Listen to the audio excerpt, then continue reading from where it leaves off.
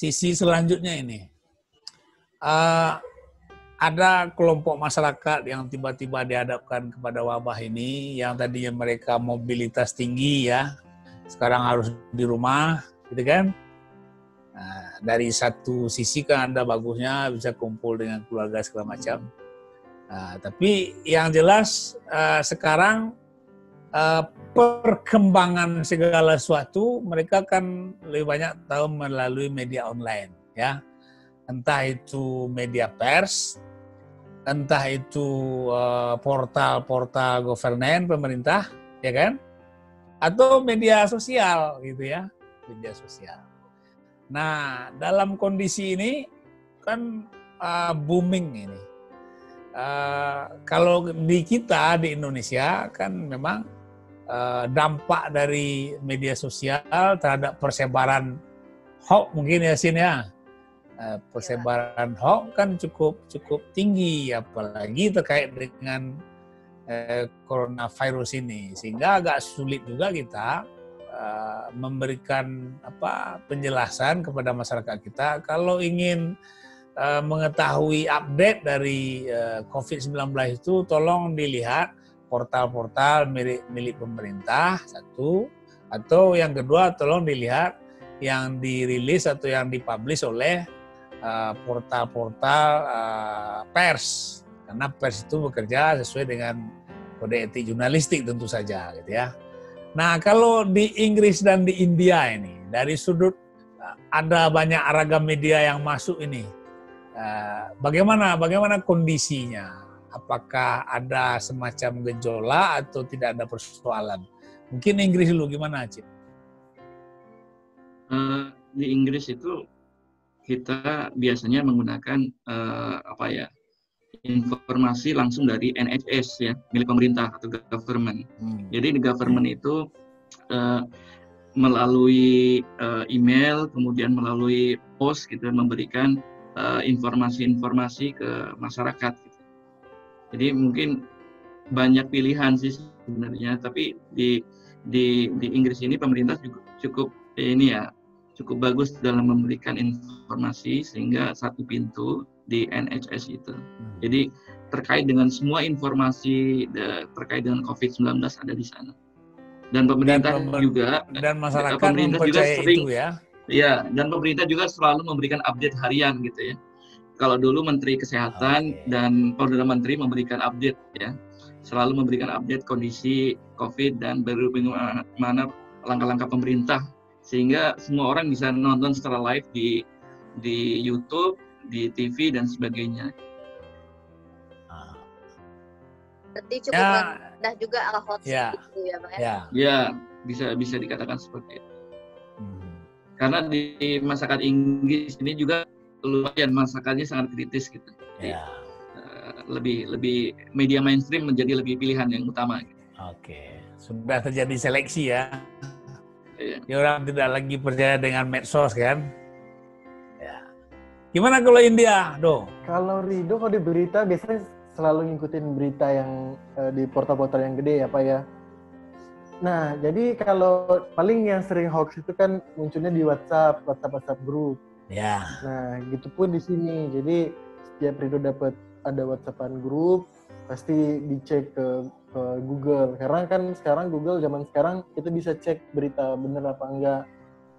Nah, kayak kemarin ada berita kalau dari WHO bakal ngasih tahu kalau India bakal lockdown lagi setelah ini, terus nanti setelah ini ada lockdown lagi. Nah, setelah Rido cek sendiri, jadi karena Rido penasaran kan, misalnya ini bawa nama WHO di atasnya, tapi benar nggak? Rido cek sendiri, ini ternyata nggak ada, udah ditah sama WHO. WHO nggak pernah bikin statement seperti itu, gitu loh. Terus ya kita selalu ada berita, terus juga Prime Minister India juga selalu ini pasti hadir di breaking news lah, bikin press conference segala macam. Ya, kalau di Indonesia kan juga seperti itu ya Sin ya. Kita secara di negara ada juru bicara khusus yang ditunjuk oleh Presiden Jokowi untuk mengupdate tidak hanya per hari ya. Kalau kita lihat di breaking news itu bisa 4-5 kali sehari semalam kan dia jumpa pers Pak Yuri itu. Nah, itu kalau dan juga ada portal resmi dari pemerintah itu covid19.go.id ya kalau di pusat. Nah, kalau di Sumatera Barat juga seperti itu. Kita ada gugus tugas yang di SK-kan oleh Gubernur Sumatera Barat. Kemudian ada portal resmi namanya Corona Sumbarprof ya.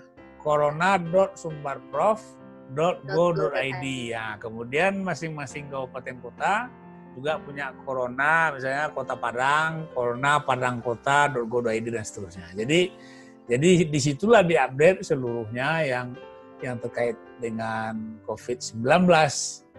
Nah, kemudian cuman ya tingkat masyarakat yang melihat itu ini kan memang tergantung sosiologi mas. Tapi di kita sendiri Pak, kemarin ada berita hoax juga cukup beredar di WhatsApp grup. Itu yang berita ada angin yang katanya membawa wabah atau bakteri-bakteri gitu. Seperti itu. Lalu sudah dikonfirmasi juga oleh Diskominfo sendiri bahwasannya berita itu hoax, bukan berita yang benar. Ya. Nah, itu cerita. Jadi memang ada si portal resmi, cuman kadang-kadang karena masyarakat kita sudah terbiasa bermedsos ria, nah, mereka cenderung lebih mempercayai itu daripada media-media mainstream ya, media-media pemerintah atau media-media pers. Nah, itu kondisinya. Tapi saya yakin dengan COVID-19 ini, masyarakat juga akan jadi belajar ini. Mempercayai medsos kah atau mempercayai media pemerintah, pada akhirnya akan terjadi seleksi. Cuman di luar dari itu nih, kelanjutan dari diskusi kita. Jadi kalau di Indonesia atau di Sumatera Barat, Indonesia secara keseluruhan kan Presiden sudah mengeluarkan PP 21 tahun 2020 tentang aturan mengenai pembatasan sosial berskala besar. Nah, ternyata itu semacam pintu bagi dilaksanakannya lockdown secara tidak total ya. Lockdown secara tidak total. Karena kalau kita mengartikan lockdown sebagai karantina wilayah, maka pembatasan sosial berskala besar ya di bawah itu kondisinya, di bawah itu. Bukan karantina wilayah, tapi adalah di bawah itu. Artinya mobilitas antar wilayah masih akan terjadi kalau yang diberlakukan itu adalah pembatasan sosial berskala besar. Nah, itu juga mengharuskan ada mekanisme, ada pengusulan dari kabupaten, kota, dan provinsi, nanti akan diputuskan setujunya oleh Menteri Kesehatan dan seterusnya. Sejauh ini baru DKI Jakarta ya, Yasin ya, yang DKI Jakarta yang memperlakukan. Ya, yang sudah diizinkan oleh Menteri Kesehatan untuk memberlakukan PSBB itu, pembatasan sosial berskala besar. Sedangkan pemerintah Sumatera Barat sedang mengusulkan pembatasan sosial berskala besar. Jadi karena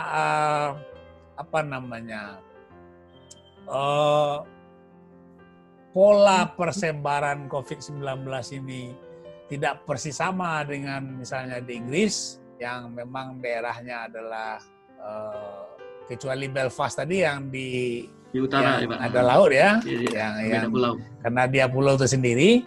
Nah, kecuali itu kan relatif dia adalah daratan. Kalau kita kan pulau-pulau, sehingga pola persebaran pasti tidak mirip kan. Maka memang Presiden mengambil kebijakan yang pas itu adalah PSBB itu. Nah, itu yang. Nah, bedanya PSBB dengan lockdown itu adalah tidak ada penutupan total wilayah. Tidak ada penutupan total wilayah. Nah, di Sumatera Barat kan ada 9 perbatasan darat kita. Perbatasan darat. tambah lagi BIM sebagai pintu gerbang udara, sama Teluk Bayur dan Bungus segala macam sebagai pintu gerbang laut. Nah itu di situ diberlakukan pemeriksaan. Ini penjelasan nih juga sekaligus untuk update bagi Cipto dan Rido di luar negeri sana. Nah dari kondisi itu maka kita di Indonesia ada mengkategorisasi nih. Ada namanya orang yang notifikasi namanya. Jadi orang yang baru saja bepergian, mungkin dia datang di BIM, pergi dari mana, ketika ini sudah melewati, dicatat. Itu namanya orang dalam notifikasi. Nah, kemudian orang notifikasi ini ada dua jenis nih. Ada nanti orang yang tidak ada apa-apa, dia masalahnya disebut dengan orang tanpa gejala. Ya. Ada yang sudah punya gejala, maka disebut dengan orang dalam pemantauan atau ODP, ya, orang dalam pemantauan kan, atau ODP. Nah inilah yang kemudian jadi ada perlakuan untuk mensearching dari orang-orang yang dikhawatiri ada COVID-19 itu. Kemudian setelah di-searching ada juga upaya, misalnya seseorang sudah diketahui positif, maka terpapar, maka dia akan di-searching lagi dengan siapa-siapa saja dia sudah berkontak. Nah, kalau di India dengan di Inggris ada enggak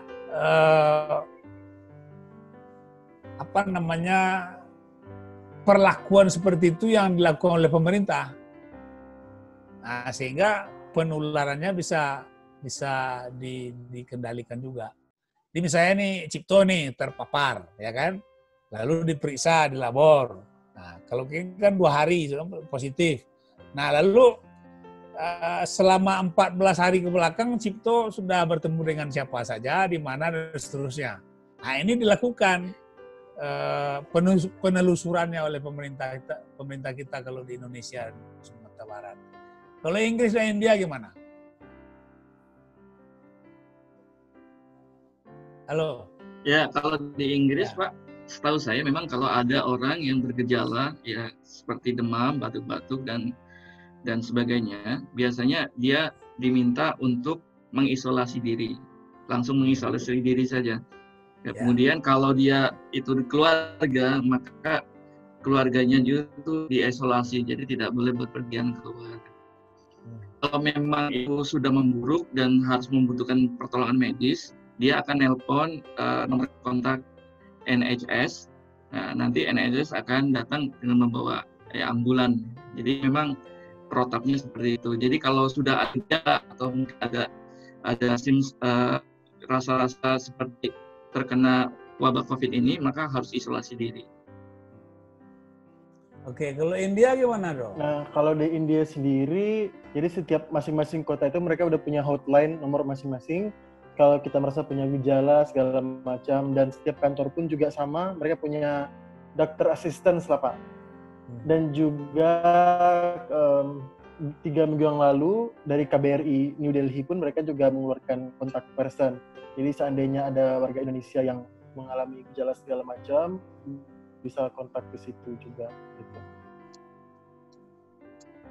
Ya, jadi ada protap yang diberlakukan oleh pemerintah, sehingga tapi hampir 9.000 itu berarti kan kalau yang 9.000 itu punya keluarga ada 3, berarti kan di belakangnya ada 27.000 itu, iya kan? Yeah. Cuman yang sudah diumumkan positif itu 19.000 kan? Yeah. Nah, yang 9.000-an itu menjelang dia meninggal itu, katakanlah dia hanya di rumah saja, jadi minimal dia punya 3 orang, kan ada 27.000.